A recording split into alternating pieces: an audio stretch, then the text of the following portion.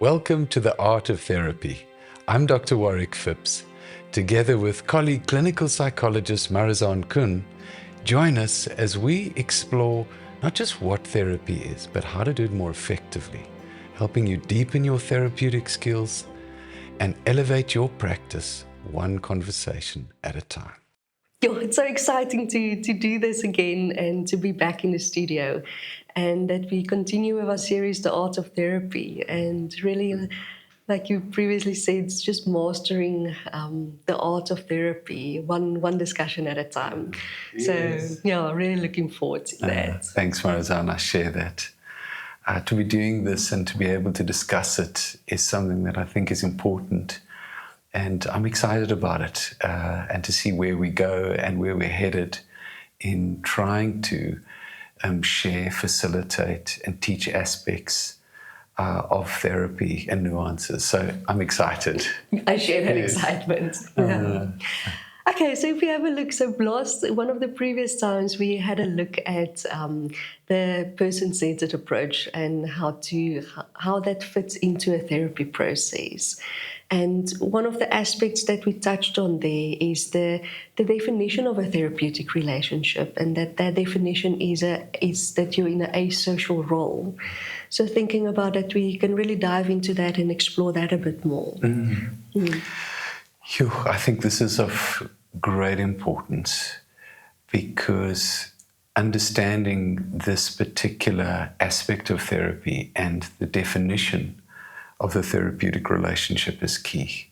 So just that we can look at that, I think is really something so important. So I'm all in, let's go there. Let's do it, yeah. Okay.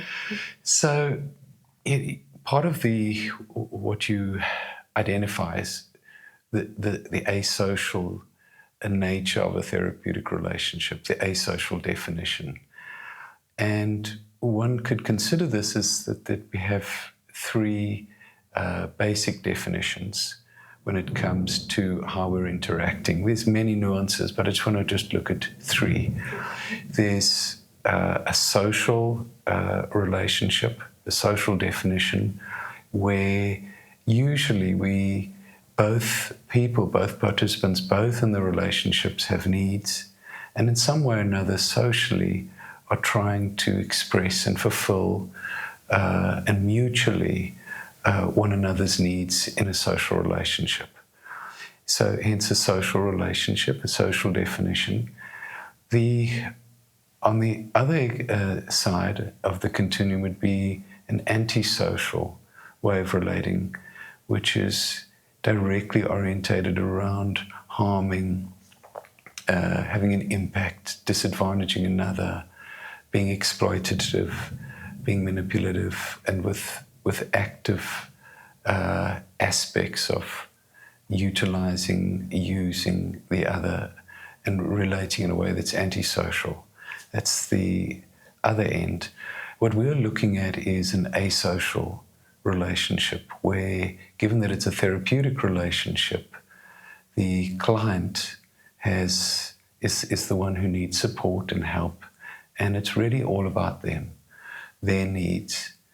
And the therapist, of course, the therapist is a person, and the person has needs.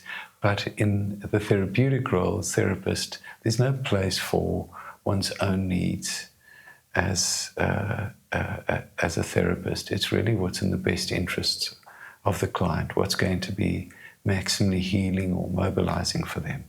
So in that sense, it's asocial because we're not expressing mutual needs in this relationship. It's not a social relationship. It has to do with the well-being of the client, the other, and how to support them. So it's asocial in that it's not it's not social, it's without social, because it's really orientated around the other and their needs, their experiences, what's in their best interests. So the therapist in that role, them as a person, they don't become visible as much. Yes. It's all about the client and all about their needs. Yes, very much.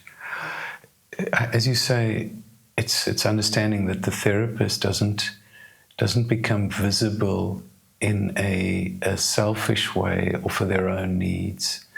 They're not becoming visible for themselves. Everything is for the client and their best interests.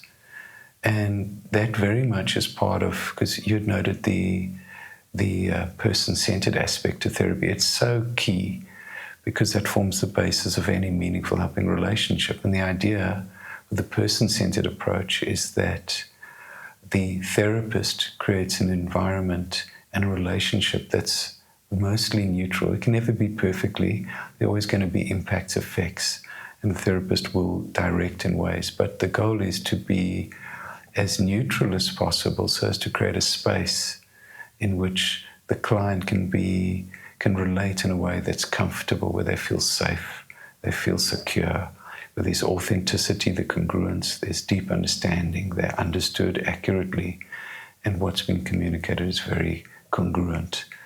And within a context where they can be more of who they are, and that defined by a relationship that's not specifically directional, that is a context in which the client can begin to understand their own needs and self-actualize. So in that sense, that asocial definition is that this is not social, it's not against social.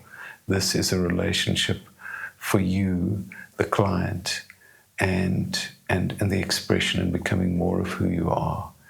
And me trying to understand you as a client from moment to moment and trying to assist you with your best interests.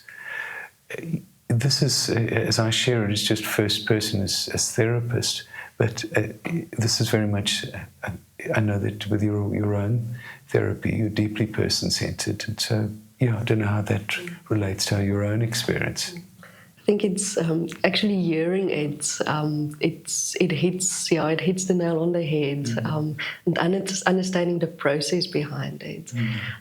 It's actually really helpful because doing it on a day-to-day basis, and then hearing the process actually, yes. It's so meaningful. Yeah. And in order to explain it, to explain it and have understanding behind it, I think that's really helpful because it's not antisocial, it's not social, it is asocial, and that fits so beautifully with the person-centered approach in helping a client self-actualize in that moment and meeting them where they are at, so that it's without judgment, it's without blame, it is where they are at and assisting them on their journey. Yes. It's really all about them, it's all about the client. Yeah, you express it, you just do it all the time, so it's quite something to be able to talk about it. And I think, as we know, there's nothing wrong or right. It's when a therapist is directive, it's not to say that's wrong or right. And we know that in an integrated approach, and that hopefully we'll do a lot of talking and exploring of that in future episodes. But it's not, in an integrated approach, one is using a non-directive and a person-centered approach as the base for the relationship, and then more directive inputs as the therapy develops and depending on what's needed, but then always dropping back to a person-centered approach to be very much in the relationship, the therapeutic relationship, staying very close to the client and what their experience is. So when one is directive, it's not wrong or right, it's not good or bad, it's just to the extent that one is directive as a therapist, a client will respond, and it could be a meaningful exchange, but it may be different when one is less directive and how a client begins to give expression, especially when it's an asocial definition. Part of it is also timing. It's like I said, the integrative approach. It's timing and what works for the therapist and what works for the client. Yes, exactly. Because the timing of that, what dictates or guides the therapist in when to be more directive and less directive, is again only what's in the client's best interests. So when a client needs more directive input to go ahead and where indicated, and it's going to be helpful, being more directive, and where it's indicated to create that space and being more non-directive, that's indicated. But it all is part of an asocial definition. It all goes back to that. Yes. Yeah. Yeah. How because it's we're all people, all therapists are people, and we have our own. We get impacted from clients, of course. How do you manage that in almost not getting hooked into the social part of it? Yes. Yeah. And when you say how to manage it, and what are you thinking about? Because when in relationships, all interactions have impact. So how I impact on you and you impact on me, all of that is impact. So of course, in a therapeutic relationship, there's still impact. Yes. And our clients can have impact on us, and we are social beings. So from my side it's sometimes it's hard not to almost go with the impact, but taking a step back sometimes and remain in the asocial role. So not to step into a social role when there is strong impact from a client. Yes. Hugh, that's an important one you've identified, and I think we'll need to spend a lot more time unpacking this, because it's a central challenge in therapy, because clients impact on us and we experience it, we feel it, and we're inclined to want to react on that. But quite often, if we just react on that, we've actually entered inadvertently, without meaning. We're relating more socially. We're trying to manage something and impact on something that we're experiencing as a therapist. But to that extent, we no longer are seeing the client. We're no longer focused on the client. We're now busy with ourselves. And so we don't have that perspective to be able to accurately see what's happening. So the challenge is to try not to react, not again because it's wrong or right, but that we're busy with ourselves as a therapist rather than staying focused and aware of the client. So it's actually trying to not react on that and just consider, what was that impact and how does that possibly relate to something that the client may be having some difficulty with or needs help with? But how, does that in any way relate to what they are seeking help for? And that doesn't take away the impact, but it helps one to manage it again without being therapist-centered and remaining client-centered in a non-directive way. Okay.